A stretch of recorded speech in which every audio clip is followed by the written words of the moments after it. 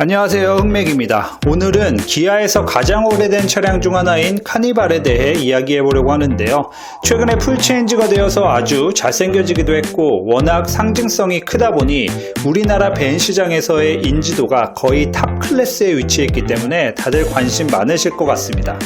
특히 카니발에 최근 전동화 소식이 들리면서 순수 전기차까지는 아니지만 최소 하이브리드가 조만간 출시될 것으로 보이는데 과연 어떠한 이슈들이 있는지 제 개인적인 뇌피셜로 함께 살펴보는 시간을 갖도록 하겠습니다.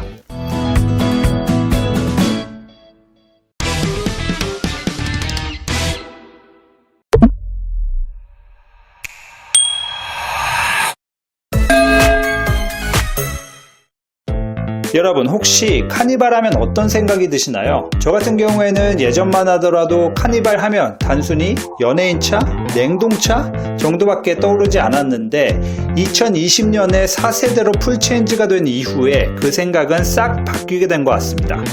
여전히 4휠 드라이브가 없긴 하지만 7인승 뿐만 아니라 9인승, 11인승 등 다양한 구성으로 나오기 때문에 패밀리카 수요에 대한 소화는 충분히 가능한 것 같고 다른 것보다 그냥 잘생겨짐에 따라서 존재감이 더욱 강력해진 것 같습니다.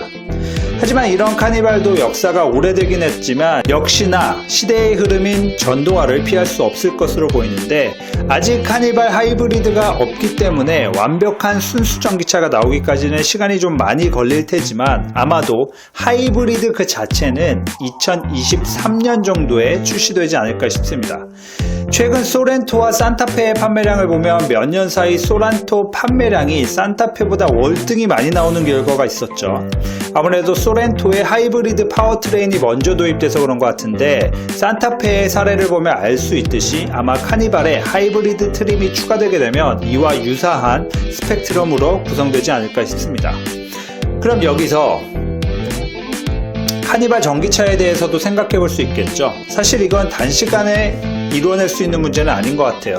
반도체 수급이 원활하게 이루어지지 않고 있을 뿐더러 이러한 상황에서 그나마 대중적인 이미지를 가지고 있는 카니발에 엄청나게 비싼 배터리를 녹여서 판매 결정을 하기란 쉽지 않아 보입니다. 하지만 카니발 전기차 자체가 과거에 없었던 건 아니에요. 지금은 카니발이 풀체인지 되어서 4세대로 판매되고 있지만 과거 2세대 카니발을 기본으로 한 전기차가 만들어지기도 했었죠. 물론 실제로 양산되진 않았어요. 서울 G20 때 사용된 게 전부였죠. 이렇게 보면 기아가 카니발 전기차를 못 만들어서 안 만든다기보다는 전략 때문에 안 만든다라고 보시면 될 것 같은데 전기차 배터리에 들어가는 핵심 부품들인 니켈이나 리튬, 코발트 등의 가격이 계속 올라가고 있어서 당분간 전기차의 가격은 계속해서 비싸지지 않을까 싶습니다. 이렇게 되면 대중적인 패밀리카 이미지를 보유하고 있는 카니발에 사용할 수 있는 전동화 전략은 당장 하이브리드로 모여질 수밖에 없습니다. 기아 입장에서도 장수 아이템인 카니발에 전동화 전략을 당연히 쓰고 싶어 할 것이기 때문에 카니발 하브 출시는 기정사실이라고 보시면 될 것 같은데 문제는 그 출시 시기 같습니다. 현재 카니발은 2.2 디젤과 3.5 가솔린이 라인업으로 구성되어 있는데 2.2 디젤은 조금 힘이 아쉽고 3.5 가솔린은 연비가 조금 아쉬운데 만약 하이브리드 파워트레인이 추가되게 되면 힘과 연비를 모두 잡을 수 있기 때문에 수요는 많이 나오게 되지 않을까 생각합니다.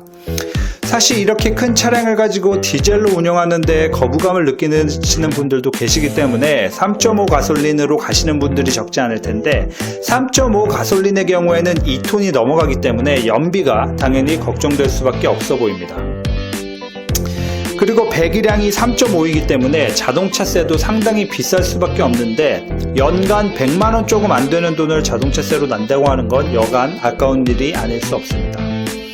그래서 더욱이 카니발 하이브리드를 기다리게 되는 거 아닌가 싶은데요. 예상되는 스펙은 같은 기아의 라인업인 소렌토 하이브리드, 스포티지 하이브리드에도 들어가는 1.6 가솔린 터보 엔진이 기본 베이스로 자리하지 않을까 싶습니다. 참고로 스마트 트림 1.6 터보 하이브리드 엔진은 44.2kW 구동 모터 출력을 가져다 줍니다. 하지만 이렇게 되면 한 가지 의문이 생기죠. 아니, 스포티지와 소렌토 카니발은 분명히 차 등급이 다른데 왜 똑같은 엔진 스펙을 가져야 하는 거지? 하지만 사실 이거는 소비자들이 걱정할 필요가 없어요. 공급자가 결정하는 거죠. 사실 카니발에 하이브리드가 입혀진다는 것만으로도 사겠다는 사람이 많기 때문에 굳이 공급자 입장에서는 그 이상의 개발은 하지 않을 것으로 보입니다. 물론 소비자 입장에서 이런 의구심이 있죠. 스포티지에 들어가는 하이브리드 엔진이 카니발에 들어가게 되면 2톤이 넘는 차량을 과연 어떻게 끌어줄 수 있는가 하는 것들 말이죠. 아마도 내리막길이나 평평한 길, 평지길 외에 조금이라도 경사가 진 곳들을 만나게 되면 전기 모터보다는 기름으로 움직여야 되는 거 아닌가 모르겠습니다. 카니발 하이브리드 연비는 한 14나 15 정도만 나와도 괜찮을 것 같은데 어떨지 모르겠네요. 사륜은 MPV 특성상 당연히 안 나올 거라 보고요. 문제는 가격입니다.